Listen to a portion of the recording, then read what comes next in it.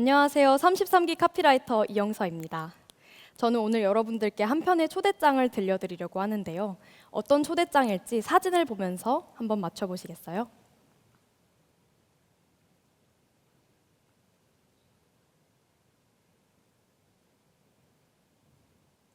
네, 여러분들은 사진에서 무엇을 보셨나요?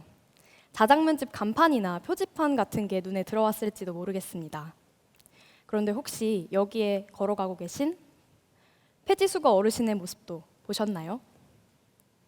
혹은 집 앞 골목에서 폐지수거인을 보신 적 있으신가요? 아마 있으실 겁니다. 하지만 잘 기억이 나지 않을지도 모르겠어요. 그리고 제가 폐지수거인 이야기를 하자 여러분들의 머릿속에는 고독하고 가난하고 지저분하다. 이 한 문장부터 떠올랐을지도 모르겠는데요. 만약 그랬다면 지금부터 저와 함께 골목으로 떠나보시지 않으시겠어요? 네.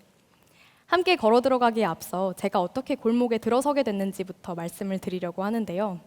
저는 소셜벤처 기업 끌림이라는 곳에서 6년 차가 되던 해에 들어가서 1년 동안 일을 함께 했습니다. 끌림은 폐지수거 어르신들께 직접 개발한 가벼운 리어카를 무료로 빌려드리고 리어카의 양면에다가 이렇게 광고판을 부착을 해서 광고비 중 7만 원을 다달이 어르신들께 임금으로 지급을 해드리는 일을 했습니다. 그때 함께 일했었던 팀원들도 오늘 이 자리에 와주었는데요.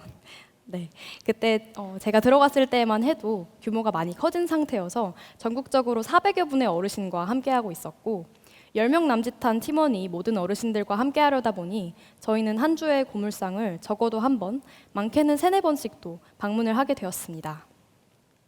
그렇게 1년이 쌓이고 나니 제가 골목에서 보고 들은 것들이 좀 생겼는데요. 그 이야기를 오늘 한번 들려드려 보려고 합니다. 첫 번째 골목에 인기쟁이 어르신이 서 계시네요.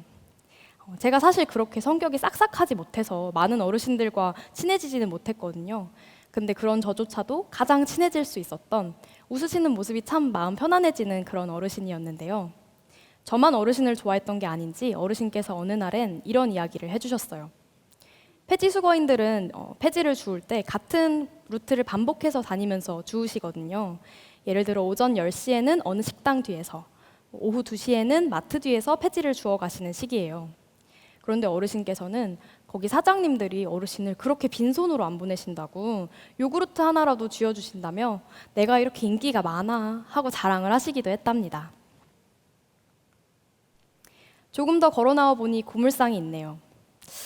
그런데 잘 들어보니까 두런두런 이야기 소리가 들리는 것 같지 않나요? 아무래도 고물상 커피 타임인가 봐요. 제가 끌림을 하면서 처음에 가장 놀랐던 것들 중 하나는 어르신들과 고물상 사장님들 간의 네트워크가 잘 되어 있다는 점이었는데요. 물론 고물상 사장님의 성격에 따라 그리고 지역에 따라 분위기는 많이 다르지만 고물상 사장님들께서는 대부분 어르신들에 대해서 관심을 많이 가지고 계셨고 빠삭하게 알고 계신 분들도 있었고요. 또 어르신들끼리도 고물상에 둘러앉아서 두런두런 이야기를 나누시는 모습을 종종 볼 수 있었습니다. 이런 네트워크를 또 느껴볼 수 있었던 이야기, 바로 걸크러쉬 어르신에게서 나오는데요. 이 어르신께서는 어느 날 리어카를 멀리에다 대두셔서 저희가 함께 길을 걸어갔던 적이 있어요. 그런데 어르신을 사실 처음 뵀을 때부터 이렇게 빨간 고무장갑에 커다란 철근을 가지고 계셔서 저희가 포스가 남다르시다 이렇게 생각하면서 따라 걸었는데 웬걸 골목에 들어서니 어르신께서 만나는 사람마다 인사를 건네시는 거예요. 예를 들어 식당 앞에서는 먹고 있어, 다녀올게 이렇게 인사를 건네시는 시기예요. 그렇게 골목을 쭉 따라 걷고 나니까 아무래도 우리가 이 골목에 대장님을 따라 걸은 건 아닐까 하는 생각마저 들었답니다. 다음 골목에는 유니세프 어르신이 서 계시네요.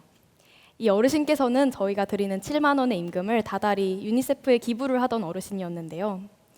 원래 생활 형편으로는 기부를 하기 쉽지 않았겠지만 이렇게나마 나눌 수 있어서 나누며 사는 삶의 기쁨을 느끼게 해줘 너무 고맙다. 저희에게 이렇게 얘기를 해주셔서 저희도 참 감동하고 뭉클했었던 기억이 나는데요. 이 어르신 외에도 폐지를 줍는 이유가 규칙적으로 움직이면 좋으니까 또 이렇게 움직이며 생활하는 게 건강에 좋으니까 같은 이유라고 말씀을 해주시는 분들도 계셨답니다. 이제 마지막 골목, 깔끔한 어르신인데요.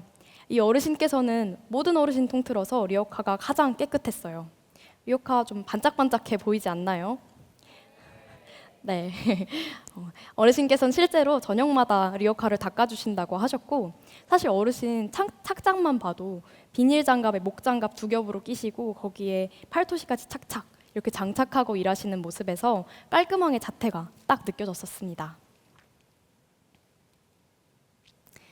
골목을 다 돌아 다시 이 문장으로 돌아왔습니다. 사실 어르신들 중에는 하루에 누구와도 이야기를 나누지 못했어 라고 말씀을 하시는 어르신들도 계셨고, 또 생계를 위해서 폐지를 주우시는 어르신들이 대다수입니다.